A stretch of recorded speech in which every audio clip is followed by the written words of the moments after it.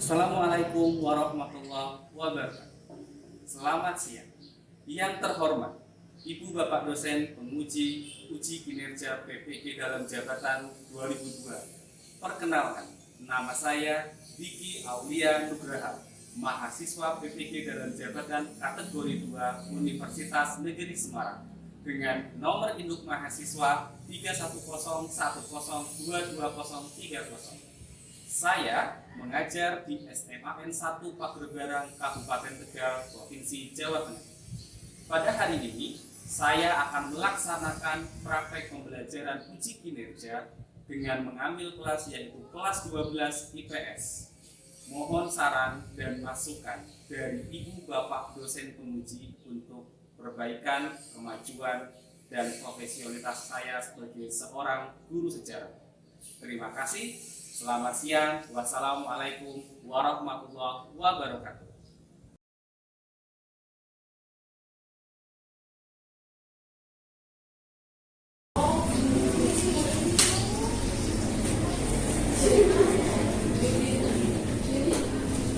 Assalamualaikum warahmatullahi wabarakatuh. Waalaikumsalam warahmatullahi wabarakatuh. Selamat pagi anak-anak semuanya. Ya, untuk mengawali acara kita pada pagi hari ini, maka kita berdoa semoga apa yang akan kita pelajari bisa bermanfaat bagi kita semua. Silakan Agung dipimpin untuk berdoa. Siap-siap doa mulai.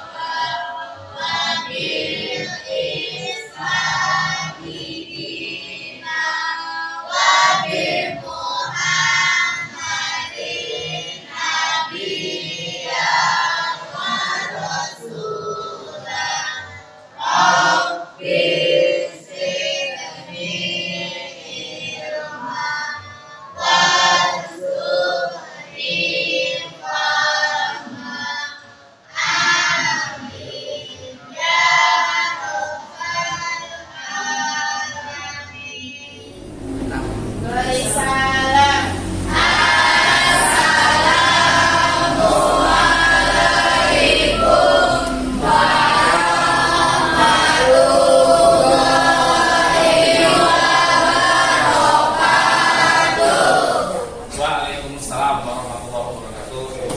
Pagi, salam sejahtera untuk kita semuanya. Sehat semuanya ya. Alhamdulillah. Oke. Sebelum kita mulai, setelah kita berdoa, Pak Guru akan mengambil nilai kehadiran Anda semuanya. Saya akan cek kehadiran Anda dari kelas 12-8, absen 1 sampai absen terakhir. Dari yang pertama, Ade Sumita. Ada. Ahmad Zamzami. Ada. Haji Santoso. Dian Nur Hasanah. Ada. Eko Satrio. Ada Pak.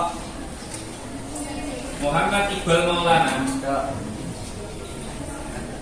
Latif Wijayanto. Alfa izin sakit ini Latif. Sakit ya? Lian Amri. Ada. Ada ya. Sahul. Ada Pak. Suci. Sultan Nadir. Ada. Ivan Dasakmin. Ada. Titania. Ada. Tri Intan. Wulandari Zahra. Ada. Oke, ada satu anak tidak masuk atas nama Latif Wijayanto. Oke, sudah siap untuk kita mulai pelajaran pagi hari ini? Oke, silakan dikeluarkan dulu semua perlengkapan Anda dan semuanya.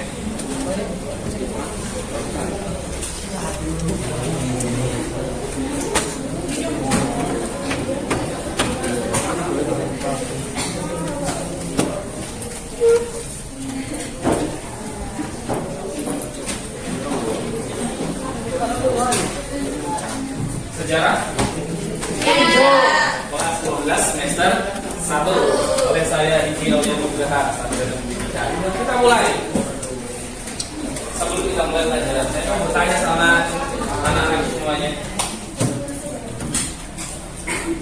Gambar siapa itu? Kalau kemarin kita sudah mempelajari tentang Soeharto berkaitan dengan awal berdirinya Orde Baru, maka hari ini kita akan belajar mengenai ketika Orde Baru sudah mencapai puncak sejak apa yang dipegang itu? Nah, siapa yang di sampingnya? Itu istrinya beliau, Ibu Soeharto. Cantik apa? Lumayan. Keturunan Mangkunegaran Solo, anaknya Adipati. Nah, teman-teman, kita akan mempelajari sedikit dan banyak sebenarnya pas sedikit ya kebijakan pembangunan pada masa Orde Baru. Kita kemarin sudah membahas apa ya, banyak hal ya tentang awal berdirinya Orde Baru, dan kita sudah masuk sedikit kepada masalah trilogi pembangunan. Apa saja kemarin ya triloginya? Trilogi yang kemarin apa saja isinya? Ada yang masih ingat trilogi pembangunan yang kemarin saya sampaikan? 3, oke. Apa saja isinya 3 itu? Tunjuk tangan dulu. Apa saja trilogi itu? Ya, ini adalah stabilitas nasional, kemudian pertumbuhan ekonomi, dan terakhir pemerataan. Oke. Nah, teman-teman, inilah tujuan pembelajaran kita pada pagi hari ini. Yang pertama adalah kita akan belajar menganalisis tentang konsep pembangunan pada masa Orde Baru. Kedua, mendeskripsikan kebijakan pembangunan yang dilakukan pada masa Orde Baru. Jadi tujuan kita belajar tentang pembangunan Orde Baru pada pagi hari ini adalah ini. Pertama, menganalisis tentang konsep. Kedua adalah mendeskripsikan kebijakan pembangunan di masa Orde Baru. Oke. Kang Asing ya, bagaimana konsepnya pembelajaran pembangunan pada masa Orde Baru? Ternyata pada masa Orde Baru pembangunan itu dimulai dengan pembangunan jangka pendek, kemudian jangka panjang tahap 1, dan pembangunan jangka panjang tahap yang kedua, atau kita kenal kalau pembangunan jangka panjang dengan istilah pelita, pembangunan 5 tahun yang kita pelajari kemarin itu. Nah, kebijakan pembangunan yang dilakukan pada masa Orde Baru. Ada apa saja di situ?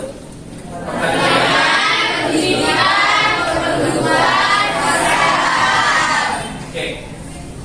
Pada masa pertanian kita berhasil swasembada tahun 1984. Pendidikan kita mengenal banyak sekali sekolah-sekolah yang berlabel pendudukan kita mengenal ada satu gapura yang namanya gapura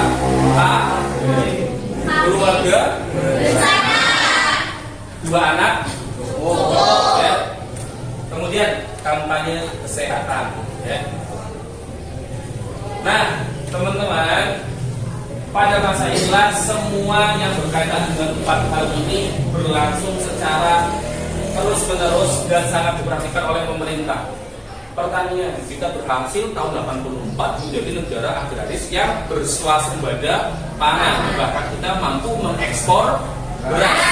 Dari sebelumnya menjadi negara importer, kita berhasil menjadi negara eksportir. Pendidikan kita mengenal istilah wajib belajar 9 tahun. Dari SD 6 tahun, kemudian SMP 3 tahun. Kependudukan kita mengenal selain ada KB, kita mengenal juga ada yang namanya pemerataan pertumbuhan penduduk. Ada istilahnya program transmigrasi, perpindahan dari daerah yang padat ke daerah yang jarang penduduknya. Kemudian kesehatan, pada fase ini banyak sekali dibangun berbagai macam pusat kesehatan, apa yang kita kenal dengan nama puskesmas, pusat kesehatan masyarakat. Sampai di sini paham? Banyak hal yang dilakukan pada masa Orde Baru. Kalau kemarin kita sudah sering membahas cilik, nah zaman itu sekarang kita bahas zamannya Soeharto itu enaknya seperti apa? Ternyata berbagai macam kebijakan ada. Pertanyaan, pendidikan, kependudukan dan kesehatan. Nah, teman-teman, mari kita berkelompok membahas keempat hal tadi menggunakan satu aplikasi yang bernama Canva. Sebelum kita mulai menggunakan Canva, Pak Guru meminta Anda semuanya silakan berkelompok sesuai dengan kelompok yang telah Pak Guru bagikan via WhatsApp group yang sudah saya sebarkan beberapa hari yang lalu. Silakan, saya hitung sampai 5, silakan berkelompok sesuai dengan kelompoknya masing-masing. Silakan. Ya.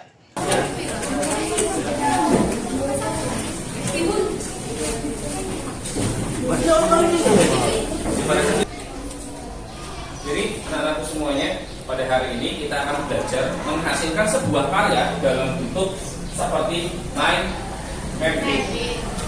Sampai sini paham ya?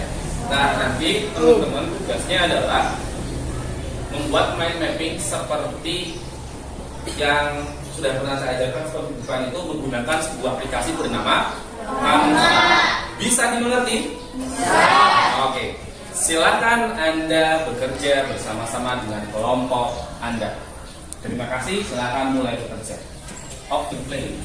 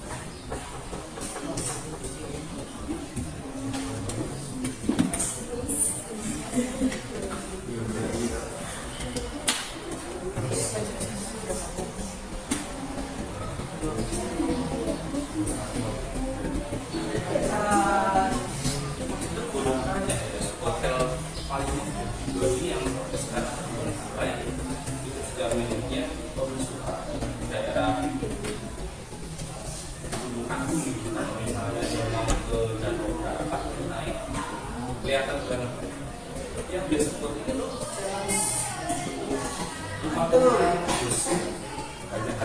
Kan hotel paling mewah berarti yang Kebengkalan itu Hilton Soeharto. Yang kemarin gudang terbesar Bekasi, yang Kebengkalan, gudang terbesar Jawa Barat itu miliknya Om Soeharto, anaknya Soeharto. Itu dilelang.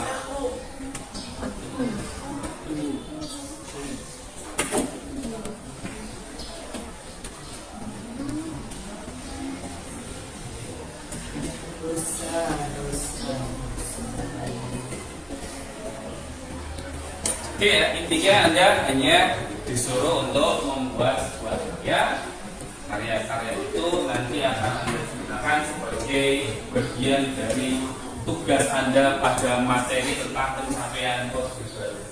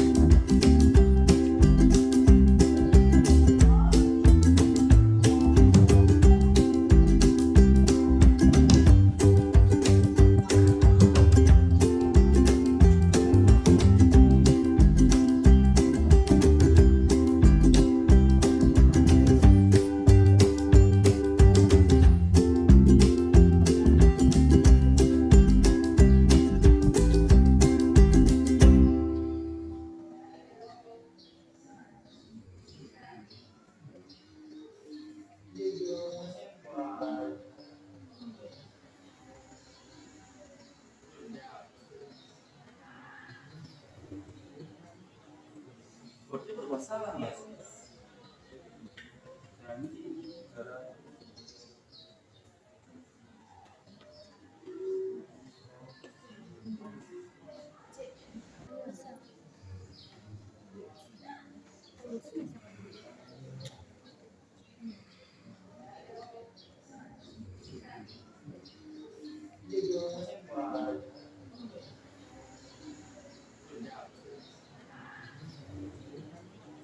Orde bermasalah nggak sih?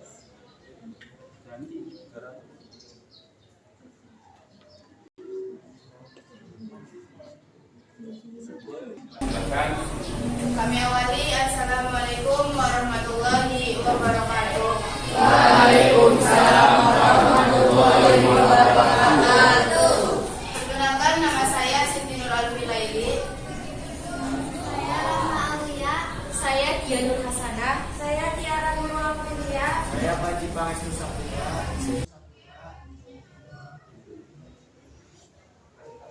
Di sini kami akan mempresentasikan mind mapping pencapaian Orde Baru. Di sini pencapaian Orde Baru meliputi ada ekonomi, revolusi hijau, bulog, pendidikan, pembangunan, dan inflasi yang stabil.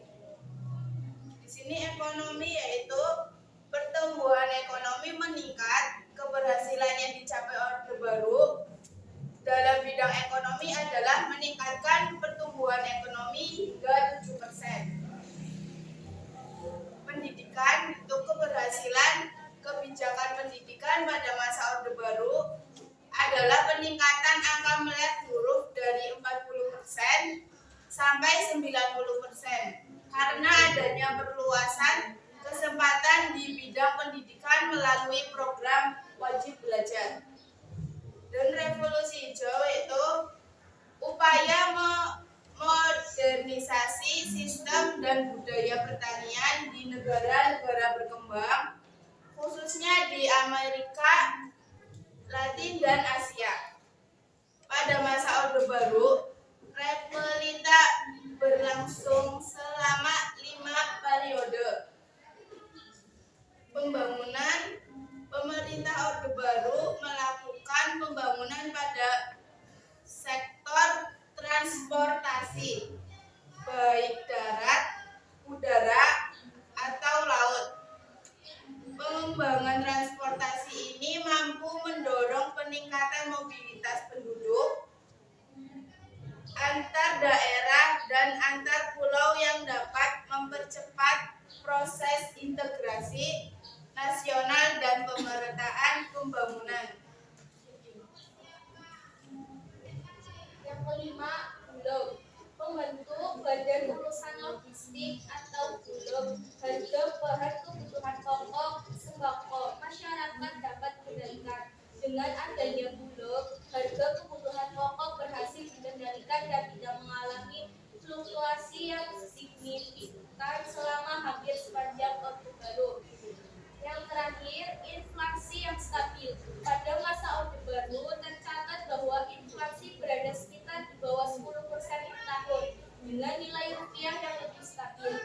Tingkat inflasi yang stabil membuat rakyat memperoleh barang kebutuhan pokok dengan harga terjangkau.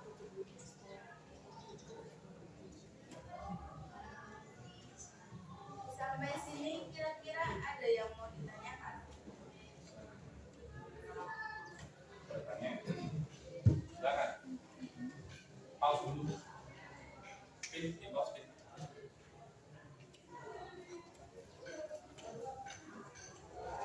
Bertanya. Oke, saya ini. Silakan siapa yang mau bertanya dari kelompok 1 sampai kelompok yang 8 ini, kelompok 1, 2, 3, 4.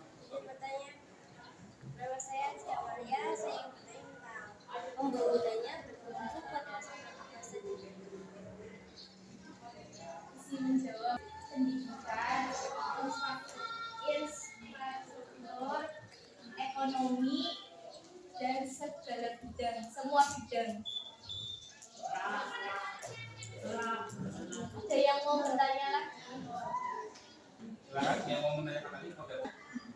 Apa dampak dari perluasan pendidikan pada zaman Orde Baru? Isi menjawab dampaknya yaitu 90% anak Indonesia sekolah sampai ke jenjang SMP.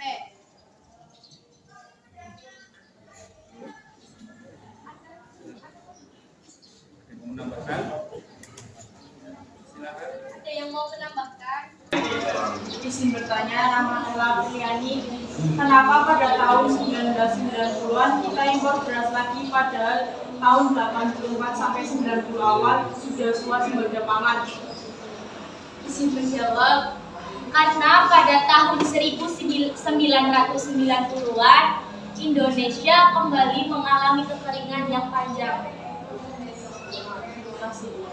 Oke, jadi tahun 84 kita sudah swasembada pangan, sampai tahun 90 kita mengalami ada yang namanya kekeringan panjang. Jadi yang harusnya kita sudah swasembada pangan terus-menerus, tapi karena kekeringan kita terpaksa harus mengimpor. Seperti itu ya. Tambahkan jawaban dari kelompok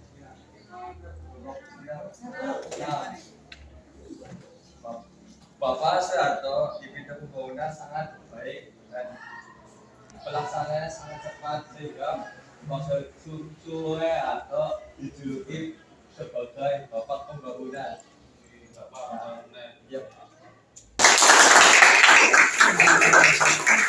Sekarang untuk kelompok karya yang luar biasa berupa mind mapping menggunakan Canva dengan materi tentang pencapaian Orde Baru. Tepuk tangan sekali lagi untuk kelompok ini. Silakan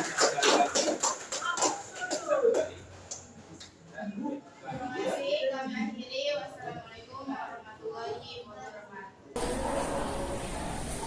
Oke, anak-anakku semuanya, apa kesimpulan dari pembelajaran yang sudah kita laksanakan sebelumnya?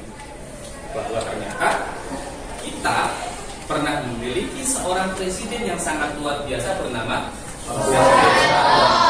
berbagai macam pencapaian sudah dilampaui oleh Presiden Soeharto. Dari mulai 7 benih, tadi apa ya? Wajib belajar 9 tahun, berarti dari SD sampai SMP. Kemudian ada inflasi yang sifatnya stabil ya, selalu berada di bawah 10% atau bahkan di bawah 5%. Ketiga, adanya swasembada. Jadi pada intinya adalah semua pemerintahan baik dari Presiden Soekarno, Soeharto sampai sekarang memiliki pencapaiannya masing-masing. kebetulan di Indonesia kita pernah punya presiden bernama Soeharto, pencapaiannya luar biasa, dan kita memberikan sebuah tanda jasa berupa sebutan, yaitu Soeharto sebagai Bapak Pembangunan. Karena di masa beliau hampir semua lini di Indonesia mendapatkan sentuhan pembangunan dari Sabang sampai Merauke, dari Miangas sampai Pulau Rote. Jadi berbagai macam pembangunan dimulai pada zamannya Pak Harto. Oke, evaluasi sedikit ya. Karena namanya apa konsep pembangunan pada masa pemerintahan Orde Baru? Kita menyebutnya sebagai trilogi pembangunan.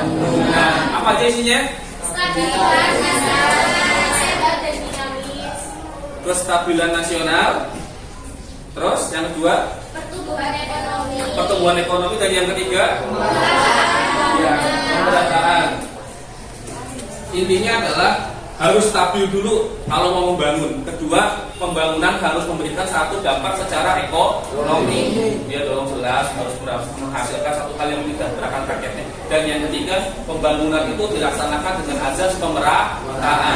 Dari Sabang sampai Merauke harus mendapatkan, dari Miangas sampai Pulau Rote harus merasakan. Jadi adil, dari barat sampai timur, dari utara sampai selatan. Sampai di sini ada yang mau bertanya? Silakan yang mau bertanya berkaitan dengan Orde Baru. Siapa? Tidak ada ya. Terima kasih untuk hari ini. Dan mari kita bersama-sama mengucap syukur Alhamdulillah. Terima kasih sudah bersama saya untuk hari ini. Wassalamualaikum warahmatullahi wabarakatuh. Waalaikumsalam warahmatullahi wabarakatuh.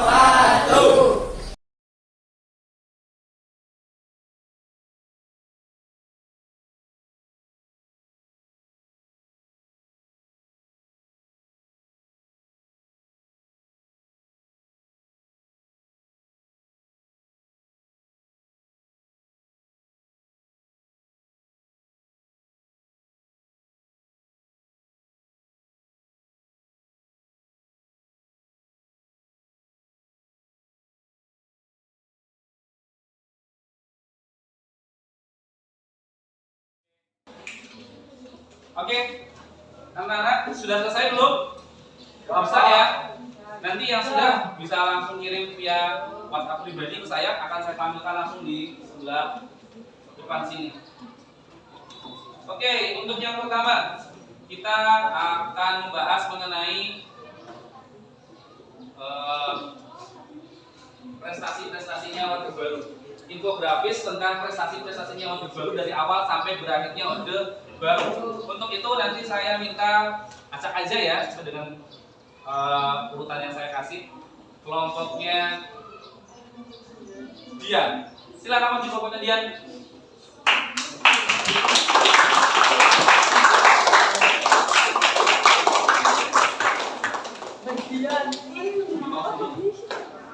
Oke, kita beri tepuk tangan dulu.